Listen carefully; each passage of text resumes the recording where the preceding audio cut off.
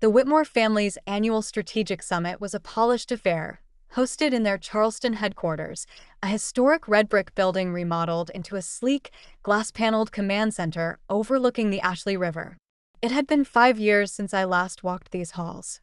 I was 27 then, freshly graduated from Columbia with dual master's degrees in business analytics and industrial engineering.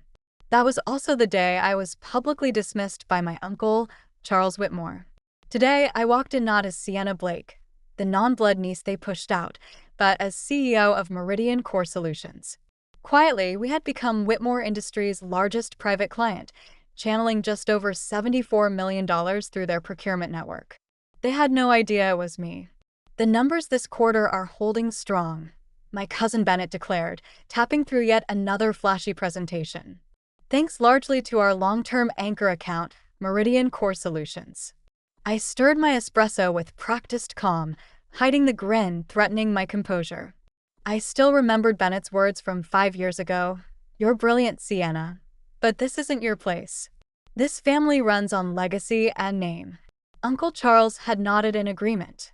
"Talent is fine, but blood is permanent." I looked down at my tablet, pulling up internal financial files delivered by a helpful former intern who'd grown tired of watching fraud go unchecked. Bennett had been cooking numbers for 10 months. Losses masked by creative accounting. Gaps plugged only by the uninterrupted flow of Meridian's contracts. "Miss Blake." A soft voice broke my thoughts. It was Lena, Uncle Charles's executive assistant. She gestured to the boardroom doors. "They're ready for your presentation." I rose, smoothing the lapel of my tailored charcoal suit. Sharp lines, understated power. A far cry from the department store dress I wore when I was told I'd never be Whitmore material. As I approached the podium, Bennett froze mid-slide.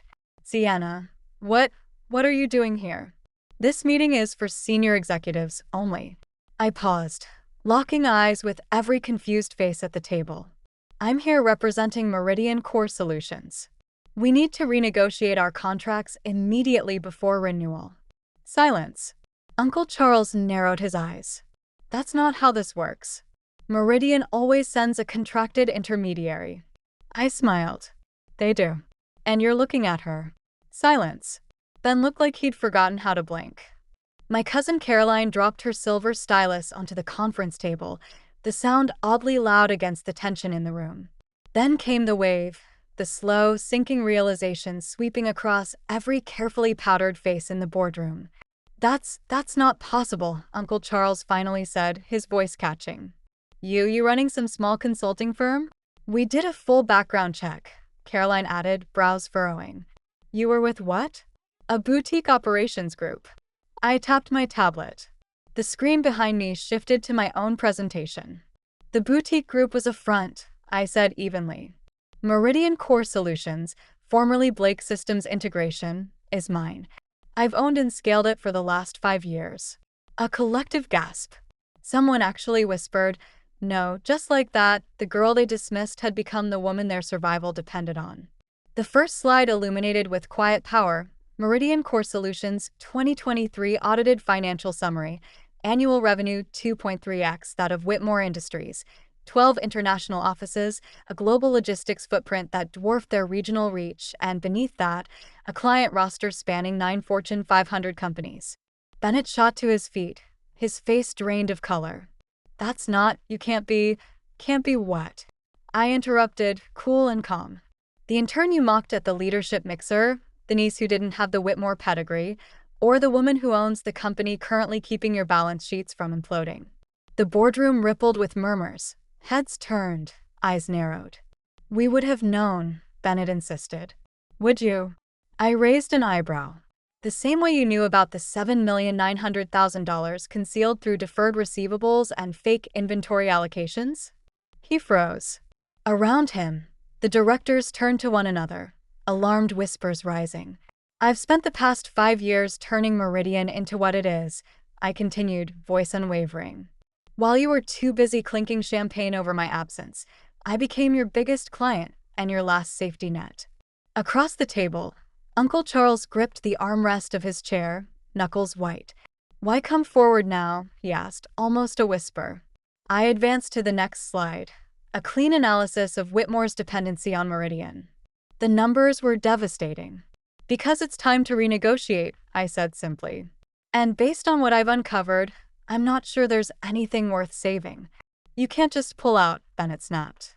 Those contracts expire in 4 business days, I replied. And as CEO, I'm no longer convinced your company is stable enough to trust. The room erupted.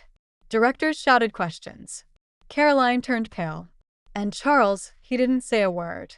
He just stared at me like he was seeing me for the very first time. Caroline muttered something about corporate liability under her breath, but her voice was swallowed by the chaos swelling behind her. I remained still, measured, composed. Let the panic settle on them first. I'll be calling an emergency audit meeting tomorrow morning at 9 a.m., I said evenly, gathering my tablet and files into a sleek leather folder. My team will be presenting a full forensic review of your financial activity. I suggest you come prepared. This is about revenge, isn't it? Bennett said, his voice cracking despite his best efforts to keep it firm. Because we didn't give you a seat at the table. I paused at the doorway. The memory of that afternoon 5 years ago hit me like a cold wind. Bennett's smug dismissal, Uncle Charles's firm rejection, Caroline's snide laugh as I walked out of the office with my resume in one hand and disappointment tightening in my chest. No, Bennett, I replied, locking eyes with him. This isn't revenge. I took a step closer. This is business. The same business you said I'd never understand. I glanced at my watch. 9 sharp. Don't be late. I turned, letting the tension marinate behind me, the voices fractured. Caroline demanding clarification. Charles barking orders. Bennett babbling defenses. No one believed anymore. Michael stood waiting by the elevator, professional as always, offering a chilled bottle of sparkling water. They're unraveling, he said with a small smirk.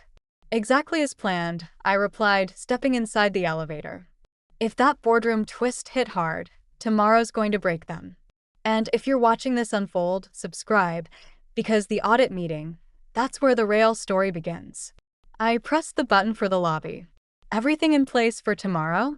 I asked, eyes forward. Full audit reports, Michael confirmed. Breakdowns of every manipulated line item, plus a dependency flowchart that'll make their stomachs flip. I smiled faintly. They won't know what hit them. Images flashed through my mind. Uncle Charles's stunned silence, Bennett's pale desperation, Caroline's frantic whispers, the same family that once told me I didn't fit their pedigree. The termination letter? I asked. I'll have the final version in your inbox by 7, Michael replied. Good, I said. I want to review it before they see it. He hesitated. You're really pulling every contract. I met his gaze. Let's just say they're about to learn what earned leverage really looks like. The next morning, I arrived at Whitmore Industries headquarters an hour early, the same building that once turned me away without a second thought. This time, they'd be the ones watching the doors close. The security guard in the Whitmore Industries lobby, the same one from 5 years ago, stood up so fast he nearly spilled his coffee. Miss Blake, he stammered, blinking in surprise. Welcome back. He hesitated for a beat. The board's already gathering upstairs.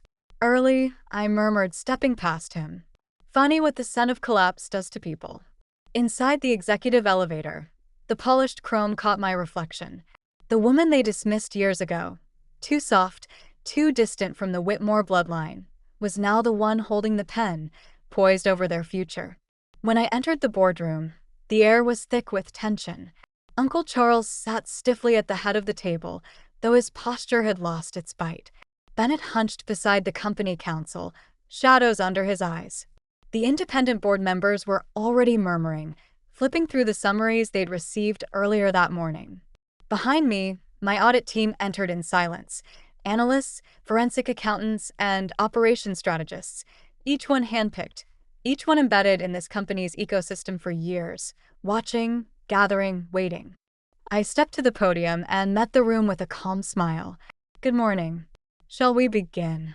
Sienna, Charles said, his voice stripped of its usual control. Before we proceed, perhaps we could speak privately. I tilted my head. I think we've had enough private family conversations, don't you? Then I nodded toward Michael. Distribute the reports, please. The rustle of paper swept the room like an incoming storm. Then came the gasps, a soft curse. Someone muttered, This can't be accurate. These numbers. Another board member asked, flipping a page in disbelief. Oh, they're accurate, I said, clicking the screen to my first slide. Let's start with the creative accounting. I turned my gaze to Bennett. Would you like to explain how over $7,800,000 in losses were quietly tucked under operational irregularities? His attorney began to interject, but I raised a hand.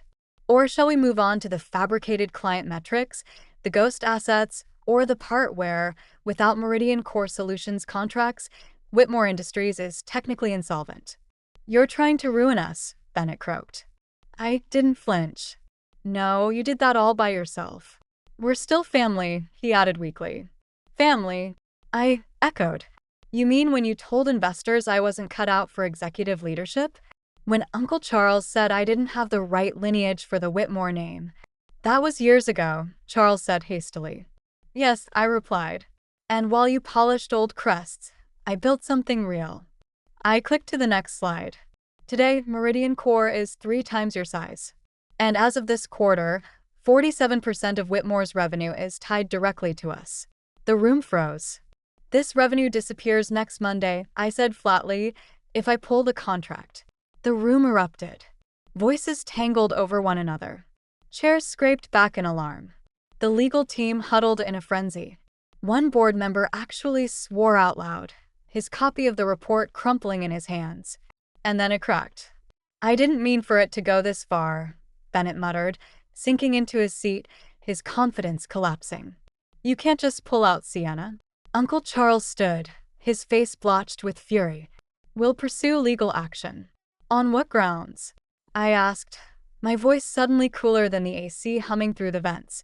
That your niece, who you dismissed, outperformed your entire executive board? That your son's fraudulent reporting was exposed before the SEC got involved? I leaned forward slightly. Please let your attorneys depose Bennett. I'd love for them to walk through the phantom invoices and buried liabilities with a federal panel. One of the senior board members, Mr. Halford, with silver hair and a crimson tie, cleared his throat. Miss Blake, he said carefully, given what we've seen today, we may need to discuss urgent leadership transitions. Leadership transitions? Bennett gasped. This is our company. Actually, I said, sliding a sealed envelope across the table, maybe not for long. Inside were 2 neatly labeled documents. Top 1, I began. Whitmore Industries agrees to a full executive restructure. Bennett resigns. The board installs independent oversight. Meridian Core Solutions continues a reduced partnership with direct supervision and quarterly audits. And option 2? Uncle Charles asked, though his voice had lost its bark. A walk, I said plainly. Every contract withdrawn, and our forensic report goes straight to the feds. I glanced at the time. You have 1 hour. This isn't business, Bennett snapped, voice frayed. It's revenge. No, I replied quietly. It's exactly what you always said. Business is ruthless, merit-based, and reserved for those who prove they belong. I gathered my tablet, my notes, and my silence. I'll be in the office you once told me I'd never deserve, I added, pausing at the door. The CEO suite. Funny how things turn. I left them surrounded by facts, panic, and years of their own denial. By the time I reached my private suite overlooking Charleston Harbor, my phone was vibrating nonstop. My mother, how could you do this to your uncle? My father, you're tearing the family apart. My cousins, you've ruined everything. I ignored them all. Instead, I opened a dusty folder in my inbox, the rejection email from Uncle Charles, dated exactly 5 years ago. Dear Sienna, while we appreciate your enthusiasm, we believe you lack the leadership instincts required at Whitmore Industries. Perhaps a support role would better suit your strengths. Sincerely, Charles Whitmore. I smiled and hit archive. I printed the old rejection email, the one that haunted me for years, and placed it gently on what would soon be my new desk. The board, now staring at undeniable evidence of Bennett's fraudulent reporting and Whitmore Industries' complete dependency on Meridian Core Solutions, had only one path forward. Accept my terms or watch everything crumble. By sunset, it was done. Bennett submitted his resignation quietly, without ceremony. His pride more wounded than his legacy ever was. Uncle Charles, stripped of meaningful influence, was ushered into early retirement. No one objected. No one thanked him. And Whitmore Industries, once a monument to nepotism and old Southern wealth, would now operate under my direct oversight. The empire they once told me I wasn't worthy of now answered to me. Michael entered as the final signatures dried, carrying a bottle of chilled champagne and 2 fluted glasses. "Congratulations," he said with a grin, "on your very elegant execution." "Not a takeover," I replied softly, watching through the glass as Bennett and Uncle Charles packed their offices into plain cardboard boxes. "Just business. The kind they swore I'd never understand." My phone buzzed again. Dozens of unread messages. My mother, "You didn't have to humiliate them." My father, "This isn't how family handles disagreements." My cousins, "We grew up together. How could you do this?" I opened the family group chat. Typed one line, "Don't worry about the family name. Whitmore Industries is finally in qualified hands." Then I silenced the phone and turned toward the window. The sun dipped low over Charleston Harbor, painting the sky in streaks of gold and violet. A different kind of peace settled in me, not the fragile peace of their approval, but the clarity that comes from earned power. Because sometimes, success isn't about the position you begged for. It's about building something so undeniable that they're forced to negotiate on your terms. And sometimes, the best revenge isn't revenge at all. It's becoming their boss. Uncle Charles had been right about one thing, though. I was never qualified to work at Whitmore Industries. I was qualified to own it. "Hey, before you go, how was your day?" Really, I mean it.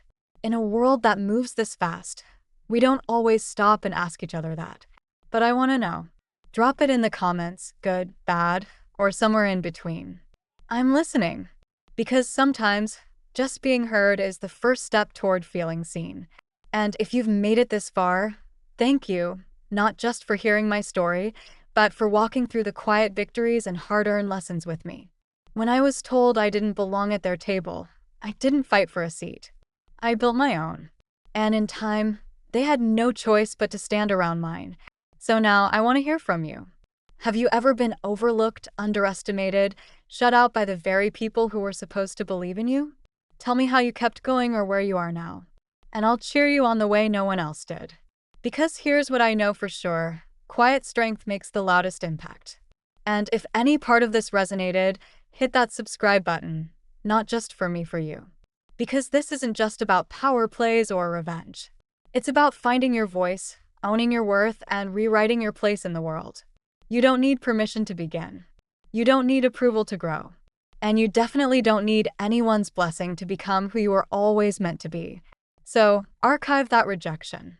Build what they said you couldn't. And when they finally recognize you, make sure it's on your terms.